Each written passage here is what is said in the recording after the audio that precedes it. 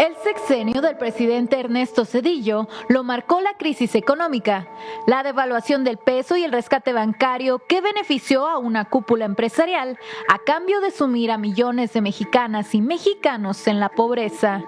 Pero también fue sello del gobierno de Zedillo la represión contra la población.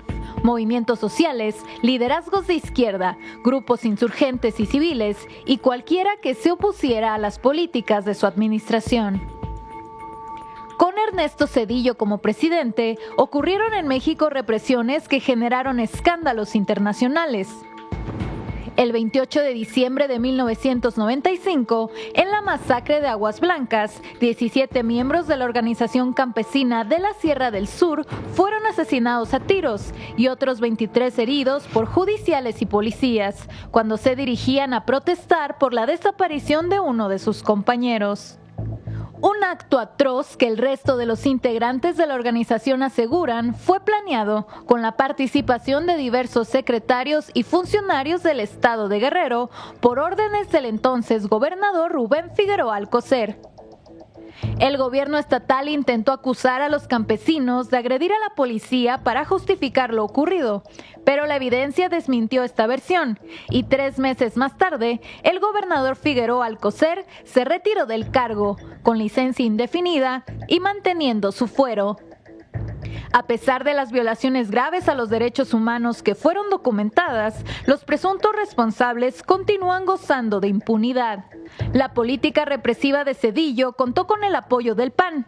El titular de la Procuraduría General de la República fue Antonio Lozano Gracia, pieza clave del grupo de Diego Fernández de Ceballos. Fue resultado de un pacto no escrito. El jefe Diego desapareció en la campaña de 1994 para facilitar la victoria de Ernesto Zedillo, a cambio de posiciones en el gabinete.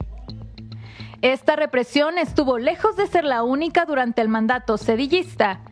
2 años más tarde, en la localidad de Acteal, en el municipio de Chenaló, en la región de los Altos de Chiapas, en el contexto del levantamiento zapatista, en el que las desapariciones y homicidios eran la norma, el 22 de diciembre de 1997, un grupo paramilitar disparó armas de uso exclusivo del ejército contra la organización indígena Las Abejas, mientras el grupo de indígenas tzotziles se encontraba orando en una ermita.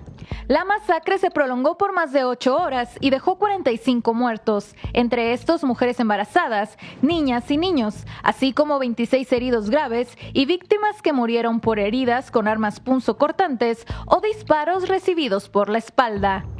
De nuevo, la administración de Zedillo, a través de su secretario de Gobernación, Emilio Schweifert, intentó deslindar al gobierno federal de su responsabilidad en la matanza, algo que fue desmentido, ya que, como el mismo Schweifert admitió, tuvo conocimiento meses antes del ambiente de violencia en contra de la comunidad de la región. Una omisión que le costó el cargo a Emilio Schweifert. La reparación o reconocimiento de la responsabilidad del gobierno en estos hechos no fue dada por Zedillo, sino hasta 2020, 23 años después de la masacre. En los años siguientes, los ataques en zonas predominantemente indígenas continuaron. La madrugada del 7 de junio de 1998, en el municipio de Ayutla de los Libres, en Guerrero, 10 miembros de la comunidad indígena y un estudiante fueron asesinados por elementos del ejército mexicano en una escuela en la comunidad de El Charco, a donde acudieron para participar en una consulta popular. No estaban armados. Luego de ser rodeados, la balacera se prolongó durante 6 horas. Algunas víctimas recibieron el tiro de gracia y por varios días, más de 3,000 indígenas mixtecos quedaron bajo cerco militar. Otro episodio de la guerra de Zedillo contra la población indígena que buscaba su autonomía ocurrió a pocos kilómetros de Acteal, el 10 de junio de 1998, en el municipio de El Bosque, en Chiapas. Más de 1,000 elementos del ejército y de las diversas fuerzas policíacas, acompañados por helicópteros y vehículos artillados, se adentraron y atacaron de madrugada a 3 comunidades, dejando un saldo de 8 pobladores muertos, 53 detenidos y decenas de casas saqueadas.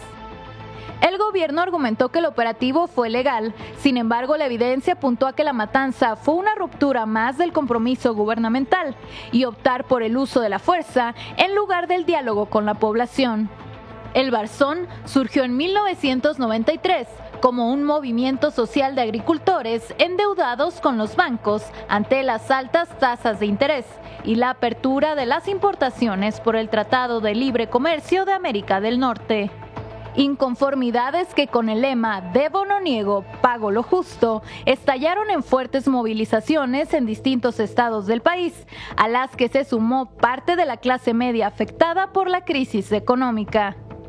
En la guerra social entre los deudores y la banca, Zedillo tomó el lado de los banqueros, reprimiendo las manifestaciones y promoviendo la ley Zedillo en contra de los deudores para proteger a los bancos y acreedores.